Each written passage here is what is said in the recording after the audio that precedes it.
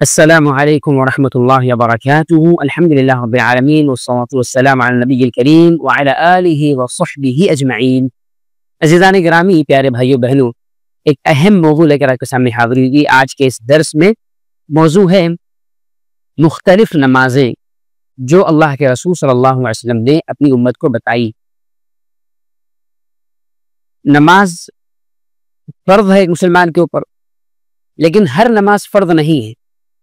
بہت ساری ایسی نمازیں ہیں جو اس کے علاوہ بھی ہے۔ مختلف نمازوں کا تذکرہ اللہ کے رسول صلی اللہ علیہ وسلم کی احادیث میں ملتا ہے۔ آج کے اس درس میں ان نمازوں کے بارے میں ہم مختصر سی معلومات حاصل کریں گے انشاءاللہ۔ سب سے پہلی نماز تو وہی مشہور نماز ہے جو فرض ہے اہل ایمان پر بالغ ہونے کے بعد، وہ 5 وقت کی نمازیں، ظہر، عصر، مغرب، عشاء، فجر، یہ 5 نمازیں مسلمان کے اوپر فرض ہے۔ ان کو چھوڑنے کی گنجائش ایک مسلمان کے لیے کسی بھی صورت میں نہیں۔ اگر وہ کھڑے ہو کر نہیں پڑھ سکتا ہے بیٹھ کر پڑھے گا، بیٹھ کر نہیں پڑھ سکتا ہے وہ لیٹ کر پڑھے گا، لیٹ کر نہیں پڑھ سکتا ہے وہ ہاتھوں کے اشارے سے نہیں، آنکھوں کے اشارے سے، لیکن بہرحال نماز کو چھوڑنے کی گنجائش نہیں ہے۔ البتہ عورت کے مخصوص ایام آتے ہیں، ان ایام میں اس کے لیے شریعت نے گنجائش دی ہے، اس کے اوپر شفقت کرتے ہوئے اس کے لیے آسانی ہے، اس کے لیے اللہ تعالیٰ کی طرف سے ایک انعام ہے، خیر ہے، اسلام کو اس کے اوپر احسان ہے، اس کے لیے آسانیاں ہیں دین کے اندر۔ لیکن ایک مرد کے لیے پھر گنجائش نہیں نماز چھوڑنے کی۔ مرد ہے تو مرد کے لیے پھر یہاں پر گنجائش نہیں ہے جیسے عورتوں کے لیے گنجائش ہے۔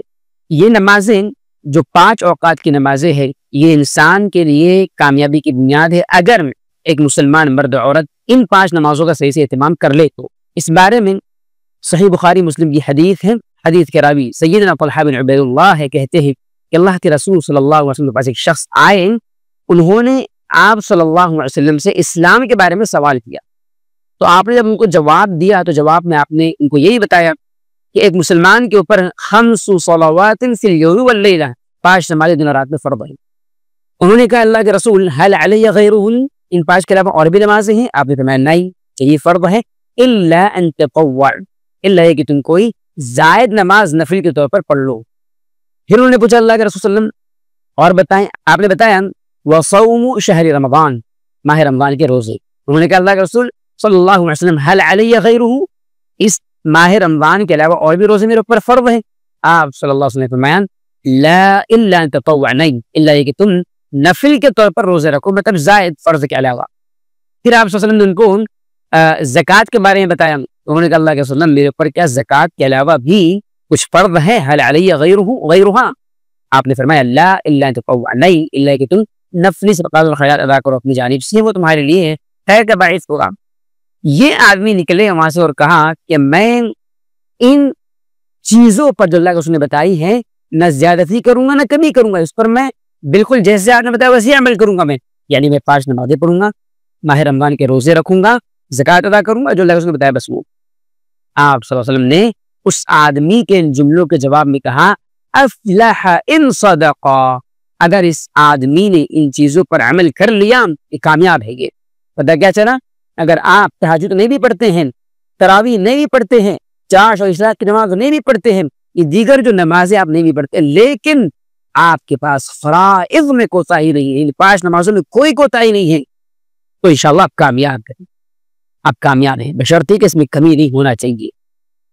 آپ نے کیا فرمایا افلح ان صدق، اگر وہ اپنی اس بات میں سچا ہے، اس نے عمل کر لیا، ان 5 نمازوں پر پابندی کر لی، فرض روزے رکھ لی رمضان کے، زکوٰۃ فرض والی ادا کر دی، فرائض پر عمل کر لیا اس نے، کامیاب ہے۔ تو پتہ کیا چلا کہ یہ ایک نماز ہے جو 5 وقت کی ہے اور یہ کامیابی کی بنیاد ہے۔ اس کے ساتھ میں اور بھی نمازیں ہیں، اور دوسری نماز ہے جو اس فرض نماز کے علاوہ ہے لیکن اسی کے ساتھ میں جڑی ہوئی ہے، وہ ہے نفل نماز۔ فرض وہ نماز اسے چھوڑنے کی گنجائش نہیں ہے، جس کے چھوڑنے پر وعید ہے شریعت میں کہ چھوڑیں گے تو جہنم میں جائیں گے، چھوڑیں گے تو سخت عذاب ہوگا، اللہ تعالیٰ کی طرف سے غصہ نازل ہوگا بندے پر۔ اب اس کے بعد جو نماز بچتی ہے فرض کے علاوہ وہ ہے نفل۔ نفل کے معنی اردو میں ہوتے ہیں زائد، نفل عربی کا لفظ ہے، اردو اس کے معنی ہوتے ہیں زائد، ایکسٹرا، جو فرض کے علاوہ ہوگی، یعنی بندے پر فرض نہیں، لیکن اگر پڑھے گا تو اس کا فائدہ ہے، اس کے اندر اس کو ثواب ملے گا اللہ کی طرف سے، اللہ کی طرف سے اس کی یہ انعام احسان کے اندر اس کو اور موقع دیا اور کر سکتا ہے، تو کرے گا تو تجھ کو اجر ملے گا اور نہیں کرے گا تو گناہ نہیں ملے گا، یہ نفل نماز۔ اب نفل نماز کے اندر جو ہے مختلف قسمیں ہیں نمازوں کی. ایک نماز وہ ہے جو سنت مؤکدہ ہے، یعنی وہ نمازیں کہ جن کا اہتمام اللہ کے رسول صلی اللہ علیہ وسلم نے بہت زیادہ کیا، ان کی تاکید بھی. اب سنت مؤکدہ کتنی رکعتیں ہیں؟ کل 12 رکعتیں ہیں. کل 12 رکعتیں ہیں. اس بارے میں سنن ترمذی وغیرہ کی حدیث کے راویہ ام المؤمنین عائشہ رضی اللہ عنہا ہے. چنانچہ سیدہ عائشہ رضی اللہ عنہا بیان کرتی ہے کہ اللہ کے رسول صلی اللہ علیہ وسلم فرمایا من ثابر على 12 ركعة من السنة بل الله تعالى له بيتا في الجنة. 4 ركعات قبل الظهر، ركعتين بعدها، ركعتين بعد المغرب، ركعتين بعد العشاء، وركعتين قبل الفجر. کہتے ہیں کہ اللہ کے رسول صلی اللہ علیہ وسلم ارشاد فرمائے کہ جو شخص 12 رکعتوں کا اہتمام کر لے دن اور رات کی نمازوں کے ساتھ، اللہ تعالیٰ اس کے لیے جنت میں گھر تعمیر کرے گا، بنائے گا. 4 رکعتیں ظہر سے پہلے، 2 رکعتیں ظہر کے بعد، 2 رکعتیں مغرب کے بعد، 2 رکعتیں عشاء کے بعد، اور 2 رکعتیں فجر سے پہلے. یہ ہو گئی کل 12 رکعتیں جو سنن رواتب بھی کہلاتی ہیں، اور ان کو عام زبان میں سنت مؤکدہ بھی کہتے ہیں. یعنی ایسی سنتیں ہیں جو بہت اہتمام کے ساتھ پڑھنا چاہیے. اللہ کے رسول صلی اللہ علیہ وسلم اس کا اہتمام کیا کرتے تھے. تیسری نماز ہے نماز جمعہ. نماز جمعہ کی بڑی فضیلت ہے. نماز جمعہ کے دن مشروع ہے، اور یہ نماز ظہر کی جگہ پر ہے، اور اس کا وقت زوال کے بعد شروع ہو جاتا ہے. چنانچہ جمعہ کی فضیلت میں صحیح مسلم کی حدیث سماعت فرمائے. ابو ہریرہ رضی اللہ عنہ حدیث کے راوی کہتے ہیں رسول اللہ صلی اللہ علیہ وسلم نے ارشاد فرمایا الصلوات الخمس والجمعة إلى الجمعة ورمضان إلى رمضان مكفرات ما بينهن إذا اجتنب الكبائر. 5 نمازیں اور جمعہ سے جمعہ تک، ایک رمضان سے دوسرے رمضان تک، یہ پچھلے سارے سزا ہونے والے گناہوں کا کفارہ بن جاتے ہیں. یعنی آپ نے جمعہ پڑھ لیا ہے، وہ جمعہ آپ کے پچھلے جمعہ تک کے سارے گناہوں کا کفارہ بن جائے گا. ہاں، ضروری یہ ہے کہ اذا اجتنب الکبائر، انسان کبیرہ گناہوں سے خود کو محفوظ رکھیں. تو صغیرہ گناہ سارے کے سارے اللہ تعالیٰ جمعہ کی برکت سے معاف کر دیتا ہے. تو یہ جمعہ کی فضیلت ہے. جمعہ یہ بڑی عظیم الشان فضیلت والی نماز ہے، اور جمعہ سے پہلے کوئی نماز سنت کے طور پر نہیں ہے، بلکہ جمعہ سے پہلے خطبہ ہوگا، خطبے کو سنا جائے گا، اور جمعہ کے بعد 4 رکعت سنت ہے، اور 2 انسان گھر میں پڑھے اور 2 مسجد کے اندر. عورت اگر جمعہ میں شریک ہونا چاہے گی تو وہ مسجد میں آنے کی صورت میں 2 رکعت جماعت کے ساتھ پڑھیں گی، اور اگر عورت جمعہ کی نماز گھر میں پڑھ رہی ہے تو پھر اب اس کے لیے جمعہ کی گنجائش نہیں، بلکہ وہ ظہر کی نماز گھر میں پڑھے گی 4 رکعتیں. جمعہ ہر مسلمان کے اوپر فرض ہے سوائے 4 قسم کے لوگوں کے. اس بارے میں طارق بن شہاب رضی اللہ عنہ کی حدیث ہے. کہتے ہیں اللہ کے رسول صلی اللہ علیہ وسلم نے فرمایا الجمعۃ حق واجب علی کل مسلم فی جماعۃ الا علی 4 عبد مملوک او امرأۃ او صبی او مریض. کہ جمعہ ہر مسلمان کے اوپر ایک حق ہے، فرض ہے، اور جماعت کے ساتھ فرض ہے سوائے 4 لوگوں کے. ایک غلام، نمبر 2 عورت، نمبر 3 بچہ، اور نمبر 4 بیمار انسان. اور بعض حدیث میں مسافر کی بھی تذکرہ ہے، مسافر بھی اس حکم میں داخل ہے، اس کے پر بھی جمعہ کی نماز فرض نہیں ہے. اب یہ چاروں کے چاروں جمعہ کی جگہ پر ظہر کی نماز ادا کرے گی. یہ جمعہ کی نماز ہے. ایک اور نماز ہے، وہ ہے صلاۃ الوتر، وتر کی نماز. وتر کی نماز کا جو وقت ہے وہ عشاء کے بعد سے لے کر فجر کی نماز تک ہوتا ہے. دراصل اس مسئلے کو یاد رکھنا چاہیے کہ وتر کا تعلق تہجد کی نماز کے ساتھ میں ہے، لیکن اللہ کے رسول صلی اللہ علیہ وسلم نے امت کی آسانی کے لیے عشاء کے بعد سے ہی اس کو پڑھنے کی اجازت دے دی ہے، کیونکہ ممکن انسان رات میں نہ جاگے. تو وتر کی اہمیت کے تقاضے یا اعتبار سے اللہ کے رسول صلی اللہ علیہ وسلم نے عشاء کے بعد ہی اس کو پڑھنے کی اجازت دے دی. آپ صلی اللہ علیہ وسلم کا بھی طریقہ یہ تھا کہ آپ سفر میں ہوا کرتے تو قصر بھی فرماتے، جو نمازوں میں قصر کرنا مشروع ہے، اور سنتوں کو آپ نہیں پڑھا کرتے تھے، لیکن فجر کی سنت اور خاص طور پر وتر کی نماز کو آپ سفر میں بھی چھوڑا نہیں کرتے. یہاں سے اس کی اہمیت واضح ہوتی ہے. وتر کے وقت کے بارے میں خارجہ بن حذافہ رضی اللہ تعالیٰ عنہ کی حدیث کہتے ہیں اللہ کے رسول صلی اللہ علیہ وسلم فرمایا ان اللہ تعالی امدکم بالصلاة ہی خیر لکم من حمل النعم جعلہ اللہ لکم فیما بین صلاة العشاء الى طلوع الفجر. احمد ترمذی ابو داؤد وغیرہ کی روایت ہے. اللہ کے رسول صلی اللہ علیہ وسلم نے ارشاد فرمایا کہ اللہ تعالیٰ نے تمہارے لیے ایک نماز دی ہے جو تمہارے لیے سرخ اونٹوں سے بھی زیادہ بہتر ہے، قیمتی ہے۔ اللہ تعالیٰ نے اس کے وقت کو تمہارے لیے عشاء سے لے کر طلوع فجر تک رکھا، یعنی فجر کی نماز کے وقت کے داخل ہونے تک۔ اب یہ جو وتر کی نماز ہے، انسان کے لیے بہتر یہ ہے کہ وہ اس کو رات کے آخری حصے میں پڑھے، یعنی فجر کے طلوع ہونے سے پہلے کے حصے میں، جہاں تہجد کو پڑھنا زیادہ افضل ہے۔ آپ صلی اللہ علیہ وسلم کا فرمان مبارک ہے، اجعلوا آخر صلاتکم من اللیل وطرا، تم اپنی آخری نماز وتر کی نماز کو بناؤ، رات کی آخری نماز۔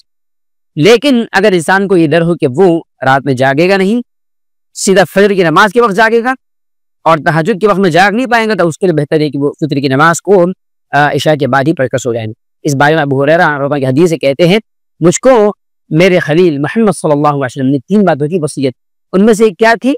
ان اوتر قبل ان انام، کہ میں سونے سے پہلے ہی وتر کی نماز پڑھ لیا کروں۔ کیوں؟ لیکن اندیشہ تھا کہ رات میں جاگ نہیں پائے گی، تو ایسا انسان جس کو اندیشہ ہو کہ رات میں جاگ نہیں پائے گا، تو اس کے لیے وتر کی نماز عشاء کے بعد پڑھنا افضل ہے۔ اب وتر کی نماز واجب نہیں ہے، یہ سنت مؤکدہ ہے۔ اس بارے میں سنن نسائی کی روایت حضرت علی بیان کرتے ہیں کہ الوتر لیس بحتم کہیت المکتوبہ ولکنہ سنت سنہا رسول اللہ صلی اللہ علیہ وسلم، کہ وتر فرض نہیں جیسے فرض نماز ہوا کرتی ہے، واجب نہیں جیسے فرض نماز ہوا کرتی ہے، بلکہ سنت ہے۔ اللہ کے رسول صلی اللہ علیہ وسلم نے اس کو سنت کے درجے میں رکھا ہے، اس کو ویسے ہی پڑھنا چاہیے۔ وتر کی نماز 1 رکعت بھی ہے، یا کوئی چاہے تو 3 بھی پڑھ سکتا ہے، کوئی چاہے تو 5 بھی پڑھ سکتا ہے، 7 بھی اس طرح سے پڑھ سکتا ہے۔ اس بارے میں ابو داؤد سنن نسائی وغیرہ کی روایت ہے، ابو ایوب الصالح رضی اللہ عنہ حدیث کے راوی کہتے ہیں کہ رسول اکرم صلی اللہ علیہ وسلم ارشاد فرمایا، الوتر واجب علی کل مسلم فمن احب ان یوتر ب5 فلیفعل ومن احب ان یوتر ب3 فلیفعل ومن احب ان یوتر ب1 فلیفعل۔ سنن نسائی وغیرہ کی یہ روایت۔ اللہ کے رسول صلی اللہ علیہ وسلم ارشاد فرمایا کہ وتر ایک مسلمان کے اوپر یہ ضروری نماز ہے، جس کو پسند ہو 5 رکعتیں وہ 5 وتر پڑھیں، جس کو پسند ہو 3 رکعتیں وہ 3 رکعت وتر پڑھیں، جس کو پسند ہو 1 رکعت وہ 1 رکعت وتر پڑھیں، گنجائش ہے۔ اور بعض حدیث میں اللہ کے رسول کے بارے میں ملتا ہے کہ آپ 7 رکعت وتر بھی پڑھا کرتے تھے۔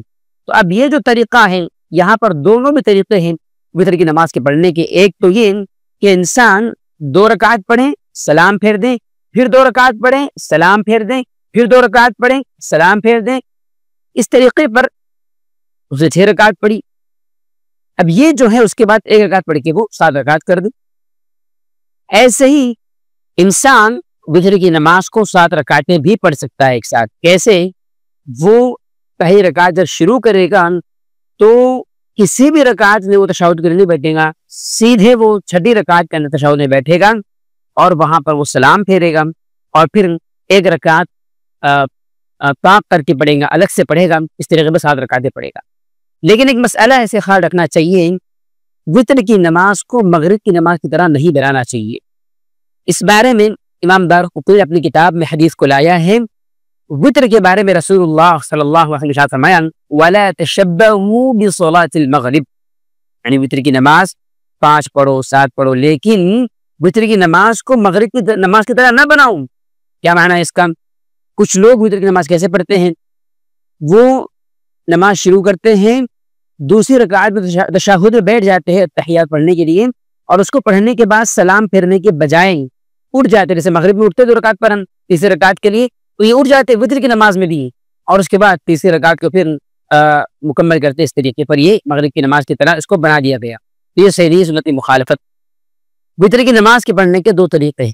افضل یہ کہ آپ 3 رکعت ہی پڑھیں اور 1 رکعت بھی پڑھ سکتے ہیں آپ، یہ جائز ہے انشاءاللہ، لیکن 3 رکعت زیادہ افضل سے خیال رکھنا چاہیے کہ اللہ کے رسول کا یہ اہتمام تھا، معمول تھا۔ اب 3 رکعت کو پڑھنے کے 2 طریقے ہیں۔ ایک طریقہ یہ ہے کہ آپ 2 رکعت پڑھیں سلام پھیر دیں، پھر 1 رکعت پڑھ کے 3 رکعت جس کو کر دیا آپ نے توڑ کر پھر آپ سلام پھیر دیں۔ اور ایک طریقہ یہ کہ آپ 3 رکعتوں کو ایک سلام کے ساتھ پڑھیں، دوسری رکعت میں تشہد میں آپ کو نہیں بیٹھنا ہے۔ اور ایک مسئلہ یہ بھی ہے کہ اس نماز میں کیا پڑھنا چاہیے، تو سنت یہ ہے کہ پہلی رکعت میں سورۃ الاعلیٰ سبح اسم ربک الاعلیٰ پڑھا جائے، دوسری رکعت میں سورۃ الکافرون یعنی قل اعوذ بالکافرون پڑھا جائے، تیسری رکعت کے اندر سورۃ الاخلاص سورۃ التوحید یعنی قل اللہ احد کو پڑھا جائے۔ وتر کی نماز کے اندر ایک مسئلہ یہ بھی یاد رکھیے کہ وتر کی نماز اگر آپ 3 رکعتیں پڑھ رہے ہیں، اسی رکعت کے اندر رکوع میں جانے سے پہلے آپ نے سورہ اخلاص پڑھ لیا، سورہ فاتحہ کے بعد سورہ اخلاص آپ نے پڑھ لیا، اس کے بعد آپ وتر کی دعا پڑھیں گے، قنوت وتر۔ اس بارے میں سنن نسائی کی روایت میں حضرت حسن بن علی سے روایت ثابت ہے، کہتے ہیں اللہ کے رسول صلی اللہ علیہ وسلم نے مجھے وتر کی نماز میں پڑھنے کے لیے کچھ کلمات سکھائیں۔ وہ کلمات کیا ہیں؟ اللہم اہدنی فی من ہدیت وعافنی فی من عافیت وتولنی فی من تولیت وبارک لی فیما اعطیت وقینی شر ما قضیت فإنک تقضی ولا یقضى علیک انہ لا یذل من والیت ولا یعز من عادیت تبارکت ربنا وتعالی۔ یہ کلمات ہیں۔ سنن نسائی کی ایک اور روایت میں حضرت علی سے کچھ اور کلمات بھی ثابت ہے وتر میں پڑھنے کے لیے۔ وہ کیا کلمات ہیں؟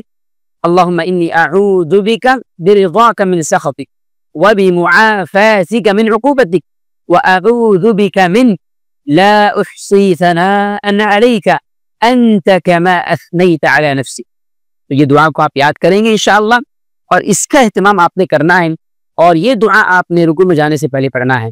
بعض اہل علم نے رکوع کے بعد بھی اس کو جائز کہا کہ اگر کوئی رکوع کے بعد بھی کرتا ہے وتر کی دعا تو اس کی گنجائش ہے۔ بہرحال یہ دعا اگر آپ نے چھوڑ بھی دی تو انشاءاللہ آپ کی نماز میں کوئی فرق نہیں پڑنے والا، کیونکہ یہ واجب اور ضروری نہیں ہے۔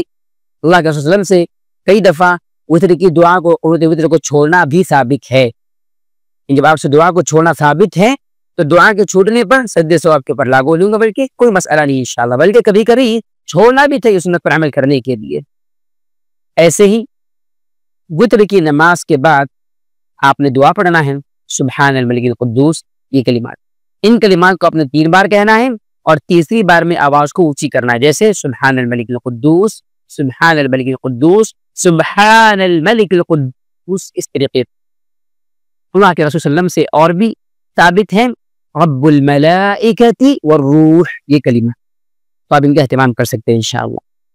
وتر کے تعلق سے ایک مسئلہ یہ بھی ہے کہ ایک رات میں 2 وتر نہیں ہے۔ اللہ کے رسول کی اس بارے میں حدیث ہے، لا وترانی فی لیلۃ، ایک رات میں 2 وتر کی نماز نہیں ہے۔ کیا معنی ہے؟ معنی ہے کہ آپ نے تراویح کی نماز پڑھی امام کے ساتھ، نہیں وتر آپ نے پڑھ لی، اب آپ رات میں جاگ رہے، دل کر رہے کہ اور تہجد پڑھنا ہے، آپ نے تہجد کی نماز پڑھا، پھر سے آپ وتر پڑھ رہے، نہیں، اب آپ وتر نہیں پڑھیں گے، ایک مرتبہ آپ نے پڑھ لیا وتر، یہ آپ کے لیے کافی ہے انشاءاللہ۔ اس کے بعد بہتر ہے کہ آپ نماز نہ پڑھیں، کیونکہ آخری نماز وتر ہونا چاہیے، لیکن اگر شوق پیدا ہوا، وقت ہے آپ کے پاس، کچھ اور کرنے کا من نہیں ہو رہا ہے، نماز پڑھنا چاہ رہے ہیں آپ، تو پڑھ سکتے ہیں انشاءاللہ، اس کی گنجائش، اس میں کوئی حرج نہیں، ممانعت نہیں، کیونکہ اللہ کے رسول کی حدیث ہے کہ آخری نماز وتر ہونا چاہیے، لیکن آپ نے یہ نہیں کہا کہ وتر کے بعد کوئی نماز مت پڑھو، پڑھ سکتے ہیں انشاءاللہ، گنجائش ہے۔ خاص طور پر رمضان کی راتوں میں مسئلہ پیش آتا ہے، اس کو آپ ذہن میں رکھیں۔ ایک اور نہایت اہم نماز ہے، وہ ہے صلاۃ التہجد اور صلاۃ التراویح۔ دراصل یہ ایک ہی نماز کے 2 نام ہے، تیسرا نام بھی اس کا ہے صلاۃ اللیل یا قیام اللیل، یہ تینوں یا چاروں ایک ہی نماز کے مختلف نام ہیں۔ صلاۃ اللیل یعنی رات کی نماز، قیام اللیل یعنی رات کی نماز، اور صلاۃ التہجد یعنی اس کی معنی بھی ہے تہجد کی نماز، اور صلاۃ التراویح یعنی تراویح کی نماز۔ اب یہ جو ہے اصل میں ہے صلاۃ التہجد، رات والی نماز، تہجد اس کا نام ہے۔ اللہ کے رسول صلی اللہ علیہ وسلم کا جو معمول تھا اس بارے میں، وہ آپ صلی اللہ علیہ وسلم 11 رکعتیں سال بھر پڑھا کرتے تھے۔ چنانچہ ابو سلمہ بن عبد الرحمن بیان کرتے ہیں کہ انہوں نے پوچھا حضرت عائشہ سے اس بارے میں، کیف کان صلاۃ رسول اللہ صلی اللہ علیہ وسلم فی رمضان، آپ صلی اللہ علیہ وسلم کی نماز رمضان میں کیسے ہوا کرتی تھی؟ تو جواب میں حضرت عائشہ نے کیا فرمایا، اس کو آپ غور سے سماعت فرمائیں۔ آپ نے فرمایا، ما كان يزيد في رمضان ولا في غيره على 11 ركعة۔ آپ صلی اللہ علیہ وسلم کا معمول، تم صرف رمضان کا پوچھ رہے ہو تو رمضان ہو یا غیر رمضان ہو، رات میں آپ 11 رکعتوں سے زیادہ نماز نہیں پڑھا کرتے تھے۔ تصلی 4 فلا تسأل عن حسنهن وطولهن، 4 رکعت آپ پڑھتے ہیں، ان کا حسن، ان نمازوں کی لمبائی پوچھو مت کیسے ہوا کرتی، بڑے خوبصورت اور بڑے چندہ پڑھا کرتے، پھر 4 پڑھتے اسی طریقے پر، پھر اس کے بعد وسلم 3 رکعت پڑھ کے اس کو 11 رکعت کر دیا کرتے وتر کے ذریعے سے۔ تو یہ آپ کا طریقہ تھا۔ اب یہ نماز جو قیام اللیل ہے، اللہ کے رسول نے کیا فرمایا اس کے بارے میں؟ صحیح مسلم کی روایت ہے، ابو ہریرہ حدیث کے راوی کہتے رسول اکرم صلی اللہ علیہ وسلم فرمایا، افضل الصيام بعد رمضان شهر الله المحرم وافضل الصلاة بعد الفریضة صلاة الليل. یعنی آپ صلی اللہ علیہ وسلم ارشاد فرمایا سب سے بہترین روزے فرض روزوں کے بعد ماہ محرم کے روزے ہیں، اور سب سے اول ترین نماز فرض نماز کے بعد جو نوافل کے اندر اول ترین نماز ہے وہ رات کی نماز یعنی قیام اللیل، صلاۃ اللیل، صلاۃ التہجد ہے. اور یہی نماز جب رمضان میں چلی جاتی ہے اس کو صلاۃ التراویح کہتے ہیں، اور اس کی الگ سے فضیلت بھی آئی ہے. صحیح بخاری کی روایت میں حضرت ابو ہریرہ کہتے ہیں کہ اللہ کے رسول صلی اللہ علیہ وسلم فرمایا من قام رمضان ایمانا واحتسابا غفر له ما تقدم من ذنبه. جو انسان ماہ رمضان کے اندر تراویح پڑھتا ہے ایمان کے ساتھ میں، احتساب کے ساتھ میں، ایمان یعنی صحیح عقیدے کے ساتھ، ایمان کے ساتھ، اور احتساب یعنی اجر و ثواب کی نیت کے ساتھ میں، اخلاص کے ساتھ میں، اللہ تعالیٰ سے اجر و ثواب کی نیت ہے، دیکھا دیکھی نہیں کر رہا ہے لوگوں، اس کے پیچھے سارے گناہ معاف ہو جاتے ہیں. تو یہ نماز جو قیام اللیل ہے، تہجد کی نماز ہے، جب یہ رمضان میں آ رہی ہے اس کا نام صلاۃ التراویح ہو گیا اور اس کی فضیلت الگ سے آئی ہے. بلکہ اللہ کے رسول نے یہ بھی فرمایا کہ انسان اگر شب قدر میں قیام اللیل کرتا ہے من قام لیلۃ القدر ایمانا واحتسابا غفر له ما تقدم من ذنبه. جو شب قدر کو گزارے قیام کی حالت میں، نماز کی حالت میں، اس نماز کو ادا کرتے ہوئے تراویح و تہجد کی، اللہ تعالیٰ اس کے پیچھے سارے گناہوں کو معاف کر دیتا. تو بہرحال یہ تہجد کی نماز، تراویح کی نماز ایک ہی نماز ہے، ان کا نام صلاۃ اللیل و قیام اللیل بھی ہے. اور رمضان میں تراویح کی نماز کہتے ہیں اس کو، اور غیر رمضان تہجد کی نماز. ایک نماز ہے صلاۃ السفر یعنی نماز قصر. انسان جب گھر سے باہر سفر کے لیے نکلے تو اگر سفر کی نیت سے باہر جا رہا ہے، اپنے شہر کو چھوڑ کر دوسرے شہر سفر کر رہا ہے خاص طور پر، تو ایسی حالت میں بعض نمازوں میں اللہ تعالیٰ نے اس کے لیے آسانی پیدا کرتی، خاص طور پر ظہر، عصر اور عشاء کی نماز. وہ ان نمازوں کو وہ 4 کے بجائے 2 پڑھے گا. چنانچہ ایک سفر کا واقعہ بیان کرتے ہوئے حضرت انس بن مالک کہتے ہیں، اور یہ حدیث صحیح بخاری صحیح مسلم کی ہے، کہ میں اللہ کے رسول صلی اللہ علیہ وسلم کے ساتھ میں مدینہ میں تھا. صلیت معه بالمدینہ 4، تو مدینہ میں چونکہ آپ وہاں قیام کرتے تھے 4 رکعت ہم نے ظہر کی پڑھی، اور کہتے وصلیت معه العصر فی ذو الحلیفۃ 2 میں نے آپ کے ساتھ میں جب سفر کے لیے نکل گئے ہم لوگ، اور یہ ذو الحلیفہ جو ہے 6 میل کے فاصلے پر ہے مدینہ سے، تو آپ نے جو ہے وہاں پر عصر کی نماز 2 رکعتیں ادا کی. تو یہاں ایک مسئلہ یاد رکھیے کہ انسان جب سفر میں نکل گیا، سفر کی نیت اس نے کی، اب گھر سے نکل گیا، اب نکلنے کے بعد سے ہی وہ قصر کر سکتا ہے. اب صحابہ سے مختلف فاصلے ثابت ہے کہ اتنے میل پر ہونا چاہیے، اتنے کلومیٹر ہونا چاہیے، لیکن صحیح بات یہ ہے کہ اللہ کے رسول صلی اللہ علیہ وسلم سے اس بارے میں کوئی مخصوص کلومیٹر یا اس کا جو مسافت ثابت نہیں ہے. تو اہل علم کہتے ہیں کہ ہر وہ سفر جس پر سفر کا اطلاق ہوتا ہے، اس کو ایک انسان سفر مانتا ہے، اپنے شہر کو چھوڑ کر دوسرے شہر جاتا ہے، اس میں سفر کے احکامات انسان پر لاگو ہوں گے اور وہ قصر کرے گا. اور قصر کا معنی یہ کہ وہ اپنی ظہر، عصر اور عشاء کی نماز کو آدھی کر کے پڑھے گا، 2 رکعت کر کے پڑھے گا. لیکن اگر وہ کسی امام کی نماز پڑھ رہا ہے تو امام کو فالو کرتے ہوئے اب وہ مکمل نماز پڑھے گا، کیونکہ وہ امام کا تابع ہے. آپ نے اس بارے میں فرمایا کہ انما جعل الامام لیؤتم بہ، کہ امام کو اسے رکھا گیا ہے کہ اس کی اقتداء کی جائے. آپ نے فرمایا کہ امام کی مخالفت نہ کرو. ایک نماز جو نہایت اہم نماز ہے، لیکن اس میں نہ سجدہ ہے، نہ رکوع ہے، نہ کوئی چیز، بلکہ صرف حالت قیام میں انسان کو 4 تکبیرات کہنے ہیں اور سلام پھیر دینا ہے، وہ ہے نماز جنازہ. اس نماز کی فضیلت کیا ہے؟ صحیح بخاری کی روایت میں ابو ہریرہ سے بات ثابت ہے، کہتے ہیں کہ اللہ کے رسول نے فرمایا کہ جو انسان نماز جنازہ میں شریک ہو اور نماز پڑھ لے میت کے اوپر، اس کے لیے قرات کا اجر ہے. اور ایک انسان نماز جنازہ میں شریک ہو، نماز پڑھیں اور میت کے ساتھ میرے حتیٰ کہ اسے دفن کر دیا جائے، اس کے لیے 2 قرات. پھر پوچھا گیا اللہ کے رسول سے قرات کیا ہے؟ آپ نے فرمایا ایک قرات 1 پہاڑ کے برابر، یعنی 2 قرات 2 پہاڑوں کے برابر. تو یہ نماز جنازہ کی بڑی اہم فضیلت ہے، اس کا اہتمام کرنا چاہیے. نماز جنازہ کا طریقہ کیا ہے؟ نماز جنازہ کے اندر 4 تکبیرات ہوگی اور سلام 2 طریقوں پر ہے. ایک تو انسان دونوں جگہ سلام پھیرے، السلام علیکم ورحمۃ اللہ، السلام علیکم ورحمۃ اللہ، یا صرف ایک جانب یعنی اس جانب سلام پھیرنا بھی ثابت اللہ رسول اللہ سے، السلام علیکم ورحمۃ اللہ، کافی ہے یہ 4 تکبیرات کے بعد. بہر قطبی وغیرہ کی روایت میں حضرت ابو ہریرہ سے بات ثابت ہے، کہتے ہیں کہ رسول صلی اللہ علیہ وسلم نے صلی علی جنازتی، ایک نماز جنازہ آپ نے پڑھائی، فکبر 4 تکبیرات وسلم تسلیمۃ واحدۃ، آپ نے 4 تکبیرات کہی اس پر اور ایک سلام سے آپ نے نماز کو مکمل کر لیا۔ ابھی 4 تکبیرات میں پڑھنا کیا ہے؟ پہلی تکبیر کہنے کے بعد اللہ اکبر کہنے کے بعد ہاتھ کو باندھ دیا جائے گا اور پھر سورۃ الفاتحہ پڑھی جائے گی، پوری سورت، بسم اللہ الرحمن الرحیم الحمد للہ رب العالمین غیر المغضوب علیہم ولا الضالین، مکمل سورت، پھر اللہ اکبر، اس کے بعد درود ابراہیم پڑھا جائے گا، اللہم صلی علی محمد اللہم بارک علی محمد، اور آخر جو مشہور ہے نماز میں پڑھتے ہیں۔ نماز جنازہ میں تیسری تکبیر کے بعد آپ صلی اللہ علیہ وسلم سے بہت ساری دعائیں ثابت ہیں۔ ایک دعا ثابت ہے آپ سے، اللہم اغفر لحینا ومیتنا وشاہدنا وغائبنا وصغیرنا وکبیرنا وذکرنا وانثانا، اللہم من احییته منا فاحیہ علی الاسلام ومن توفیته منا فتوفى علی ایمان۔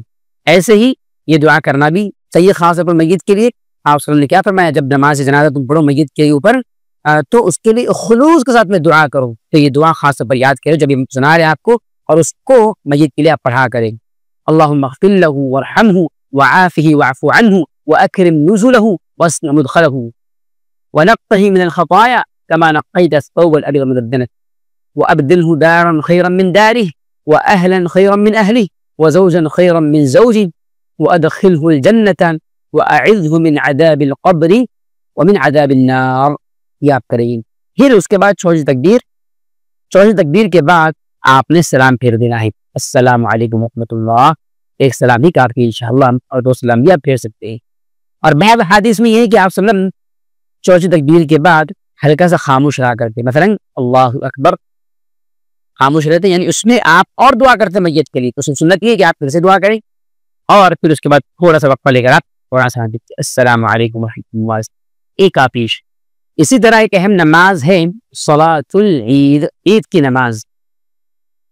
شریعت نے 2 عیدیں مقرر کی ہیں، عید الفطر اور عید الاضحیٰ، قربانی والی عید اور رمضان کے بعد آنے والی عید۔ عیدین کی نماز کے اندر نہ اذان ہے نہ ہی اقامت، یہ سیدھے نماز پڑھا جائے گا۔ اللہ کے وسلم جب مصلی اور عیدگاہ آتے تو آپ نماز سب سے پہلے ادا کیا کرتے تھے، اور سنت یہ ہے کہ سب سے پہلے عیدگاہ پہنچنے کے بعد نماز پڑھی جائے۔ خطبہ بیان آج کل ہمارے سماج میں رائج اور عام ہو گیا ہے، یہ بدعت ہے، نماز سے پہلے خطبہ یا بیان یہ ساری چیزیں عید کی نماز کو ادا کرنے کے بعد ہوگی۔ اب یہ طریقہ کیا ہے عید کی نماز کا، اس بارے میں نافع مولا ابن عمر ان کی روایت ہے، اور یہ موقع امام مالک کی حدیث ہے، کہتے ہیں شہدت الاضحى والفطر مع ابی ہریرہ فکبر 7 تکبیرات قبل القراءة وفي آخره 5 تکبیرات قبل القراءة۔ کہتے ہیں کہ میں ابو ہریرہ رضی اللہ عنہ کے ساتھ میں صلاۃ الاضحیٰ یعنی عید کی نماز قربانی والی اور عید الفطر کی نماز میں حاضر ہوا، شریک رہا، میں نے دیکھا تو میں نے آپ کو دیکھا کہ وہ عید کی نماز میں پہلی رکعت میں قرات کو شروع کرنے سے پہلے 7 تکبیرات پڑھا کرتے قرات سے پہلے، اور دوسری رکعت میں بھی قرات سے پہلے 5 تکبیرات پڑھا کرتے، کل ملا کر 12 تکبیرات ہوئی۔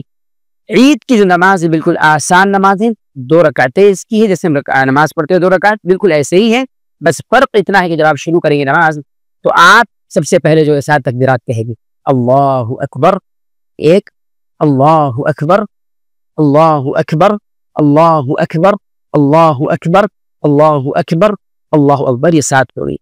اب اس کے بعد آپ نے قرات شروع کر دینا ہے، الحمدللہ رب العالمین الرحمن الرحیم مکمل کرنا ہے، مکمل نماز آپ نے کر دیا۔ دوسری رکعت میں اور کھڑے ہوں گے آنے کے بعد، دوسری رکعت کو شروع کرنے کے بعد آپ پہلے 5 تکبیرات زائد کہیں گے، جیسے پہلے رکعت میں آپ نے 7 تکبیرات کہی۔ یہ طریقہ ہے، اس طریقے پر آپ نماز مکمل کریں گے، عید کی نماز ہے، اور یہی طریقہ عید الفطر کا بھی ہے اور یہی طریقہ عید الاضحیٰ کا بھی ہے، دونوں میں کوئی فرق نہیں ہے۔ ایسے ہی ایک نماز ہے صلاۃ الاستسقاء، بارش کو طلب کرنے والی نماز۔ یہ نماز اس وقت مشروع اور سنت ہے جب قحط سالی عام ہو جائے، بارش نہ ہو رہی ہو، یہ نماز پڑھنا سنت ہے۔ یہ نماز ٹھیک عید کی نماز کی طرح 2 رکعتیں ہیں، اور اس میں بھی جیسے عید کی نماز میں 12 تکبیریں زائد ہیں، صلاۃ الاستسقاء کے اندر بھی 12 تکبیریں زائد ہیں، اور جیسے عید کی نماز میں جہری قرات ہوں گی اونچی آواز میں، اس میں بھی اونچی آواز میں ہی قرات ہوگی، اور نماز پڑھنے کے بعد جو امام ہوگا وہ لوگوں کی طرف متوجہ ہو کر اس کے پاس چادر ہو اپنے پیٹھ پر ڈالی ہوئی، یا چادر نہ ہو بشت اگر ڈالتا ہے بشت یا جو بھی چیز برائے وہ اپنے کندھے پر ڈالتے دونوں جاری، اور پھر خطبہ دے لوگوں کو، جس میں وہ لوگوں کو گناہوں کے خطرناکی اور اس کے بدترین انجام کے بارے میں بتائے، اللہ تعالیٰ سے استغفار کرنے کی تلقین کریں، اللہ کے رسول پر اس میں خطبے کے دوران دعا، اللہ کے رسول پر درود پڑھتا رہیں، استغفار کرے کثرت کے ساتھ میں۔ اور 2 خطبے ہوں گے، اور 2 خطبوں میں دوسرے خطبے میں جو ہے امام پھر دعا کرے گا خوب، اور ساتھ میں لوگ بھی اس کے ساتھ میں دعا کریں گے، اور دعا کے دوران ہی جب وہ لوگوں کی جانب متوجہ تھا تو لوگوں کی جانب متوجہ ہونے کے بجائے دعا کرتے کرتے وہ قبلے کی جانب متوجہ ہو جائے گا اور دعا کنٹینیو کرے گا، اور جب وہ دعا کرنے کے لیے یا دعا کے دوران قبلے کی جانب متوجہ ہوگا، لوگ بھی قبلے کی جانب متوجہ ہی رہیں گے، اس حالت میں وہ اپنے بدن پر جو چادر ہے جس طریقے پر ڈالی ہوگی اس کو وہ پھر پھیر دے گا۔ اس طریقے پر اگر چادر ہوگی تو وہ اس کو پلٹ کر جو ہے اس طریقے پر کر دے گا۔ ایسا کیوں اہل علم کہتے ہیں؟ اس لیے تاکہ جو حالات ہے قحط سالی کی اس میں اللہ تعالیٰ سے نیک فعال لیتے ہوئے، اللہ تعالیٰ سے اچھا گمان رکھتے ہوئے کہ وہ ایسے ہی حالات کو بدل دے، اس چادر کو امام نے بدلا ہے۔ بہرحال یہ طریقہ ہے استسقاء کی نماز کا۔ اللہ کے رسول صلی اللہ علیہ وسلم نے ایسے موقع پر دعا کا بھی اہتمام کیا، اور آپ صلی اللہ علیہ وسلم سے کوئی سی دعا ثابت ہے ایسے موقع پر؟ ایک تو آپ سے دعا ثابت ہے، وہ ہے اللہم اغثنا اللہم اغثنا اللہم اغثنا، اے اللہ بارش ہم کو نواز دے، اللہ بارش ہم کو نواز، اللہ بارش ہم۔ 3 بار آپ نے کہا۔ ایسی آپ سے ایک دعا ثابت ہے اللہم اسقی عبادک و بہائمک وانشر رحمتک واحی بلدک المیت، اے اللہ جو ہے اپنے بندوں کو اور یہ جانوروں کو زمین میں جو پھیلے ہوئے ان کو پانی نواز دے، ان کو سیراب کر دے، اور اپنی رحمت کو اللہ تو پھیلا دے، عام کر دے، اور اپنی مردہ زمین کو اللہ تو دوبارہ زندہ کر دے۔ تو یہ طریقہ ہے انشاءاللہ نماز استسقاء کا، ایسے ہی اس کو پڑھنا جائے گا۔ ایک اور نماز وہ ہے نماز صلاۃ الخوف۔ صلاۃ الخوف یعنی نماز خوف، یہ نماز دشمن کے سخت خوف اور ایسے ہی جنگ اور میدان جہاد کے اندر مشروع اور مسنون ہے۔ اللہ کے رسول صلی اللہ علیہ وسلم سے اس کے تعلق سے تقریباً 7 طریقے ثابت ہے۔ ابن قیم رحمہ اللہ فرماتے ہیں کہ جنگ کے دوران جو نماز پڑھی جاتی ہے میدان حرب میں، میدان جنگ میں، صلاۃ الخوف، اس کے تعلق سے نبی کریم صلی اللہ علیہ وسلم سے تقریباً 7 طریقے ثابت ہے، لیکن ہم ان طریقوں کو ساروں کو چھوڑتے ہوئے صرف ایک مشہور طریقہ ہم دیکھیں گے تاکہ ہم کو ایک موٹا سا طریقہ ذہن میں رہے اور یاد بھی رہے۔ چنانچہ حدیث کے راوی سیدنا جابر ہے، حدیث صحیح بخاری سے مسلم کی ہے، کہتے ہیں کہ كنا مع النبي صلی اللہ علیہ وسلم بذات رقان وأقيمت الصلاة فصلى بالطائفة ركعتين ثم تأخروا وصلى بالطائفة الأخرى ركعتين فكان النبي صلی اللہ علیہ وسلم 4 وللقوم ركعتان۔ یعنی ذات الرقان، غزوہ ذات الرقاع کے موقع پر اللہ کے رسول کے ساتھ میں تھے، تو نماز کا وقت آ گیا، چنانچہ آپ صلی اللہ علیہ وسلم کے ساتھ میں پورا لشکر تھا، اس میں 2 گروہ ہو گئے، ایک گروہ آیا، اس میں سے ایک جماعت آئی، انہوں نے اللہ کے رسول 2 رکعت پڑھی، آپ صلی اللہ علیہ وسلم اپنی اسی حالت میں باقی رہے تشہد کی، یہ لوگ سلام پھیر کر چلے گئے، اور پھر دوسرا گروہ آیا، انہوں نے جو ہے نماز کے اندر شرکت کی، اور پھر اس طریقے پر انہوں نے اپنی نماز مکمل کی۔ کہتے ہیں اللہ کے رسول کی 4 رکعت ہو گئی اور ہماری 2 رکعتیں۔ تو یہ مشہور طریقہ ہے، اس کو آپ ذہن میں رکھے گئی۔ اس کے علاوہ اللہ کے رسول سے اور بہت سارے طریقے ثابت ہیں۔ نماز خوف یا صلاۃ الخوف یہ سخت خوف اور میدان جنگ میں مشروع ہے۔ ایسے ہی ایک اور نماز وہ ہے نماز استخارہ، صلاۃ الاستخارہ۔ صلاۃ الاستخارہ کیا ہے؟ ایک انسان کسی کام کرنے کا عزم کرے لیکن اس کے تعلق سے متردد ہو، کرنا چاہیے کہ نہیں کرنا چاہیے، یا کر بھی رہا ہو تردد نہ بھی ہو، تو وہ اللہ تعالیٰ سے اس کے بارے میں خیر طلب کر لیں۔ استخارہ کے معنی ہوتے ہیں خیر طلب کرنا، اور یہ خیر بندہ اپنے کسی بھی معاملے کو انجام دینے سے پہلے اللہ سے طلب کرتا ہے۔ یہ طریقہ اللہ کے رسول صلی اللہ علیہ وسلم نے اس نماز کا بتایا کہ بندہ جب کسی معاملے کا فیصلہ کرے، کسی کام کا عزم کریں، تو وہ 2 رکعتیں ادا کریں، یعنی نماز استخارہ کی 2 رکعتیں ہیں، اور یہ 2 رکعتیں عام نفل و سنت نماز کی طرح ہی ہے، کوئی الگ طریقہ اس کا نہیں ہے۔ جو دعا اللہ کے رسول صلی اللہ علیہ وسلم نے نماز استخارہ جڑی ہوئی سکھائی ہے، دعا استخارہ، اس کو ایک مسلمان نماز کے اندر بھی پڑھ سکتا ہے اور نماز کے باہر بھی پڑھ سکتا ہے۔ نماز کے اندر دعا کا مقام کہاں پر ہے؟ پوری نماز پڑھنے کے بعد تشہد میں جب انسان بیٹھے گا، تشہد کی حالت میں سارے اذکار پڑھ لی جائیں گے، التحیات، اللہم صلی علی، اللہم بارک علی، اللہم انی قبل، اللہم انی علیکم علی بالقبر، پوری دعائیں۔ پھر اس کے بعد آخر میں اس دعا کو پڑھا جائے گا، یہ دعا استخارہ ہے۔ اور دوسرا طریقہ یہ ہے کہ نماز مکمل پڑھ لی جائے، سلام پھیر دیا جائے، 2 رکعتیں مکمل کر لی جائیں، اس کے بعد انسان ہاتھ اٹھا کر دعا کریں، اور اس دعا کے اندر یہ دعا کا اہتمام کریں جو دعا اللہ کے رسول نے بتائی۔ دعا کیا ہے؟ اللہم انی استخیرک بعلمک واستقدرک بقدرتک واسألک من فضلک العظیم فإنک تقدر ولا اقدر وتعلم ولا اعلم وانت علام الغیوب۔ اللهم إن كنت تعلم أن هذا الأمر خير لي في ديني ومعاشي وعاقبة أمري فاقدره لي، وإن كنت تعلم أن هذا الأمر شر لي في ديني ومعاشي وعاقبة أمري فاصرفه عني واصرفني عنه واقدر لي الخير حيث كان ثم ربني به۔ یہ بہت ہی جامع دعا ہے، اس کے ترجمے کو آپ ذہن میں رکھیں، اور ذہن میں رکھنے کے ساتھ میں آپ دعا استخارہ کریں۔ اب دعا استخارہ میں ایک اور مسئلہ یہ بھی ہے کہ جب آپ دعا پڑھتے پڑھتے پہنچ جائے اللہم ان کنت تعلم ان هذا الامر، یہاں تک ترجمہ کیا ہے اس کا آپ کو معلوم ہے کہ اللہ اگر تیرے علم میں یہ بات ہے کہ یہ معاملہ میری یہ ڈیل، میرا یہ مسئلہ اور میٹر، آگے کیا ہے؟ خیر لی فی دینی و معاشی، بہتر ہے میرے لیے دین میں، معاش میں، آخرت کے، اور آگے کیا ہے؟ تو یہاں جب آپ پہنچیں گے اللہم ان کنت تعلم ان هذا الامر، تو یہاں پر آنے کے بعد آپ اپنے ذہن میں اپنا وہ میٹر لائیں، اپنا وہ مسئلہ جس کے بارے میں ہم استخارہ کر رہے ہیں۔ یہ آگے اور بھی ہیں، وَإِن كُنْتَ تَعْلَمُ أَنَّ هَذَا الْأَمْرُ، جہاں پر آگے شَرٌّ لِّي فِي دِينِي وَمَعَاشِي، تو دونوں جگہ پر آپ کیا کریں گے؟ اپنے مسئلے کو ذہن میں لائیں گے تاکہ اس کے اعتبار سے آپ اللہ تعالیٰ سے استخارہ کریں۔ تو یہ طریقہ ہے استخارہ کا، اور کوئی اس کے اندر آپ کو چوس چسلی کرنے کی ضرورت نہیں ہے۔ لوگوں کے ذہن میں عجیب و غریب خرافات اس کے بارے میں مشہور ہے۔ بعض لوگ کیا کہتے ہیں استخارہ جو ہے مولوی سے کروایا جا سکتا ہے، غلط ہے۔ استخارہ جو صاحب معاملہ ہے، جس کا میٹر ہے، وہ خود کرے گا۔ استخارہ کسی اور کی طرف سے نہیں کیا جائے گا، یہ غلط ہے۔ جاہل مولوی نے سب چیزیں لوگوں کو سکھا دی، پتہ نہیں، اللہ ہدایت دی۔ اور ایک چیز لوگوں میں عام ہے کہ استخارہ کرنے کے بعد خواب آئیں گے، اس میں کالا رنگ، پیلا رنگ، سفید رنگ، پتہ نہیں کیا کیا۔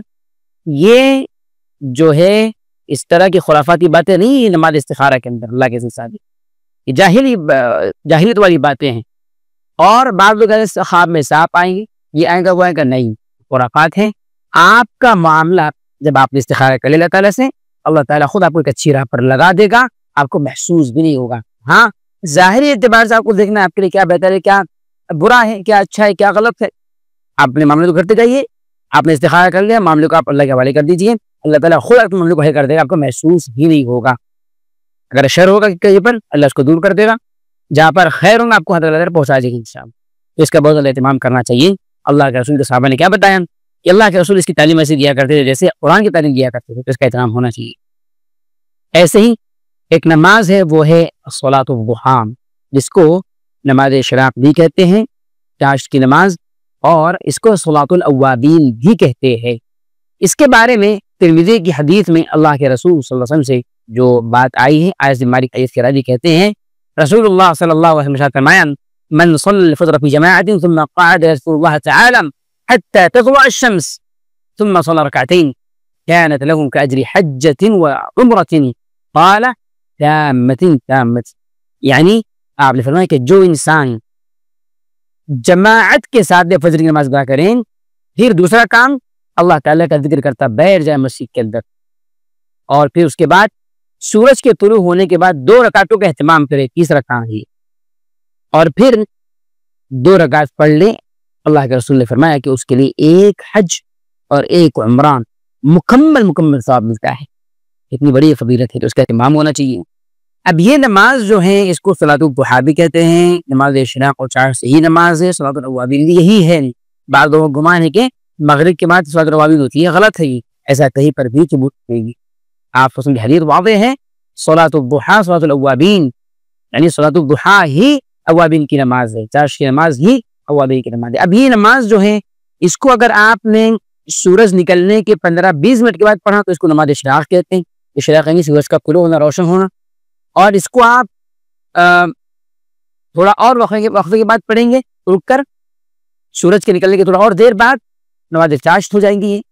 اور اس کو اگر آپ اور زیادہ لیٹ کر کے پڑھیں گے دھوپ کے تیز ہونے کے وقت تو یہ صلاۃ الاوابین کہلائیں گی۔ نماز ایک ہی، مختلف اس کے نام ہیں، لہذا اللہ کی حدیث ہے کہ صلاۃ الاوابین حین ترمض الفصال، اوابین کی نماز اس وقت ہوتی ہے جب اونٹنی کے بچوں کے پیر جلنے لگتے ہیں، تپنے لگتے ہیں، اور یہ کب ہوتا ہے؟ سورج تھوڑا اوپر آ جائے، تیزی گرمی کے اندر آ جائے۔ تو یہ جو اشراق کی نماز، چاشت کی نماز اور اوابین کی نماز ہے، کم سے کم اس کی تعداد ہے 2 رکعتیں، اور زیادہ سے کوئی تعداد نہیں ہے، جتنا چاہے انسان پڑھ سکتا ہے، انشاءاللہ سے گنجائش۔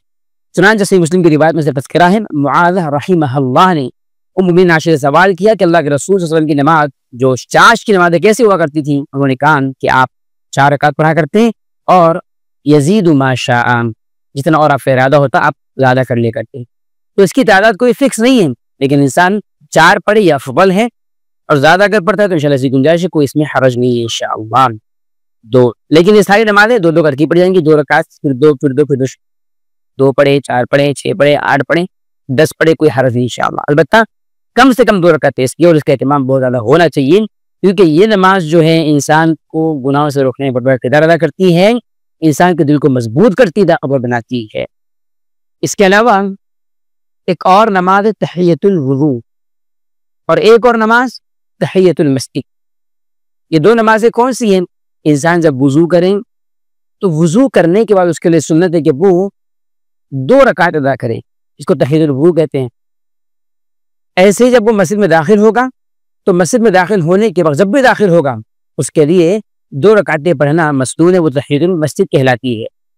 اس بارے میں صحیح بخاری سے مسلم کی حدیث ہے، ابو ہریرہ حدیث کے راوی کہتے ہیں کہ رسول اکرم صلی اللہ علیہ وسلم ایک مرتبہ فجر کے موقع پر آئے، فجر کے بعد آپ نے حضرت بلال سے پوچھا کہ اے بلال، اسلام لانے کے بعد تمہارا ایسا کون سا عمل ہے اس کے بارے میں تم کو بڑا اچھا گمان ہے کہ تم کو فائدہ پہنچائیں گے عمل؟ کیونکہ میں نے تمہارے قدموں کی آواز جنت میں اپنے آگے سنی۔ انہوں نے کہا اللہ کے رسول اللہ ایسی کوئی بات تو نہیں، لیکن میں جب بھی وضو کرتا ہوں، وضو کرنے کے بعد اہتمام کے ساتھ میں 2 رکعتیں برابر پڑھتا۔ تو یہ جو ہے نماز تحیۃ الوضو کہلاتی، یہ بڑی عجیب و غریب نماز ہے، اور اس کی فضیلت کیا آپ نے بیان فرمائی؟ آپ نے فرمایا کہ اے بلال، تمہارے قدموں کی آہٹ، تمہارے قدموں کی آواز ٹاپ میں جنت میں اپنے آگے سن رہا تھا، یعنی خواب میں آپ نے دیکھا، واللہ اعلم بہرحال یہ ہے۔ ایسے ہی تحیۃ المسجد کیا ہے؟ صحیح بخاری سے مسلم کی روایت کے اندر حضرت ابو قتادہ الضبیری کہتے ہیں رسول اکرم صلی اللہ علیہ وسلم فرمایا کہ جب تم میں سے کوئی مسجد میں داخل ہو جائے، اذا دخل علیہ المسجد فلیرکع رکعتین قبل ان یجلس، جب بھی تم میں سے کوئی مسجد میں داخل ہو تو مسجد میں بیٹھنے سے پہلے 2 رکعتیں پڑھ لیں، یہ تحیۃ المسجد ہے۔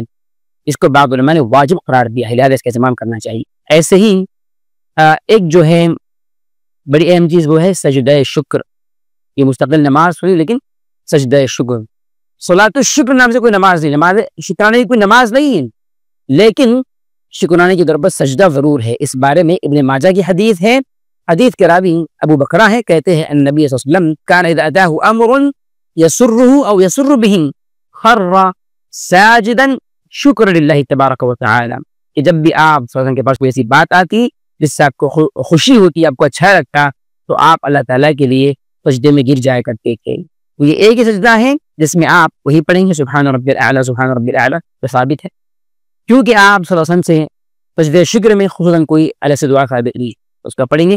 اور ایک وہ ہے یا مسئلہ لوگ کیا سمجھتے ہیں کہ نماز شکرانہ موجود ہے یا اچھی خبر ملتی ہے، کوئی اچھی نیوز ملتی ہے تو کیا کریں، نماز شکرانہ پڑھیں گے؟ نہیں، اس کا کوئی ثبوت نہیں ہے، بلکہ ثبوت جس چیز کا ہے وہ کیا ہے، سجدہ شکر، شکرانے والا سجدہ، یہی ثابت ہے، نماز شکرانے کو ثبوت نہیں ہے۔ یہ بعض نماز ان کو ہم نے جانا اور دیکھا، اللہ تعالیٰ ہمیں اور آپ کو صحیح عمل کی توفیق دیں، نبی کریم صلی اللہ علیہ وسلم عمل کرنے کی توفیق دیں، آمین رب العالمین، والسلام علیکم و رحمۃ اللہ وبرکاتہ۔